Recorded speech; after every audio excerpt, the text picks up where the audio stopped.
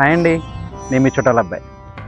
నాకు తెలిసిన అతను నేను ఫోన్ చేసి గవర్నమెంట్ స్కూల్లో అడ్మిషన్స్ జరుగుతున్నాయి, నీకు తెలిసిన పిల్లలు ఎవరైనా ఉంటే కొంచెం అడ్మిషన్ రిఫర్ చేయొచ్చు కదా అని అడిగాడు.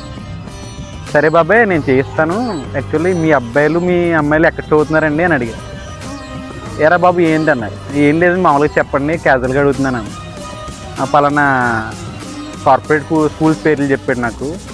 అదేంటి బాబాయ్ మీరు గవర్నమెంట్ స్కూల్లో టీచరే కదా, మీ పిల్లలు కార్పొరేట్లో చూడటం ఏంటి, గవర్నమెంట్ స్కూల్లో చదివించచ్చు కదా, మంచి ఫ్యాకల్టీ ఉంటారు కదా, మంచి ఎడ్యుకేషన్ సిస్టమే ఉంటుంది కదా, మీరు ఎందుకు జాయిన్ చేయలేదు అని అడిగారు.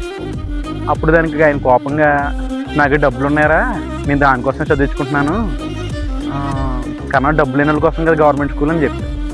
అప్పుడు నేను ఆయన అడిగాను, డబ్బు ఉందా డబ్బు లేదని కాదండి, గవర్నమెంట్ ఒక ఫెసిలిటీ ఇస్తుంది, దాన్ని మనం యూజ్ చేసుకోవటమే అది గవర్నమెంట్ సాటిస్ఫై చేసినట్టు.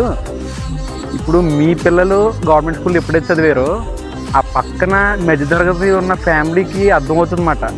ఓకే ఈ సార్ వాళ్ళ అబ్బాయి గవర్నమెంట్ స్కూల్లో చదువుతున్నాడు, మనం కూడా జాయిన్ చేశారనమాట, ఇక్కడ కూడా మంచి మార్కులు వస్తాయి, ఇక్కడ కూడా తెలివితేటలు పెరుగుతాయని ఆ మధ్యతరగతి పేరెంట్కి అర్థమవుతుంది. మనమే కార్పొరేట్ స్కూల్లో జాయిన్ చేస్తే ఇక్కడ చదువు బాగా చెప్పరేమో, ఎందుకు ఇక్కడ మనం కూడా కార్పొరేట్ స్కూల్లో చేయను అప్పో చేసి అని ఆయన కనిపిస్తుంది. ఒక్కసారి థింక్ చేయండి బాబాయ్, నేనేం తప్పుగా అనట్లేదు, ఎవరి స్థాయి వాళ్ళది. గవర్నమెంట్ స్కూల్లో జాయిన్ చేస్తాడు గవర్నమెంట్ స్కూల్లో జాయిన్ చేస్తాడు, ప్రైవేట్ స్కూల్లో జాయిన్ చేస్తాడు ప్రైవేట్ స్కూల్లో జాయిన్ చేస్తాడు. బట్ నేను చెప్పేది ఏంటంటే ఫస్ట్ మార్పు మనలో నుంచి రావాలి బాబాయ్, అది వేరే వాళ్ళ నుంచి వచ్చేది కాదు, అది ఒకసారి ఆలోచించండి. అంటే సరేరా నువ్వు చెప్పింది చాలా బాగుంది, ఇక మీద నేను అలా చేస్తానులే అని చెప్పి ఆయన చెప్పాడు.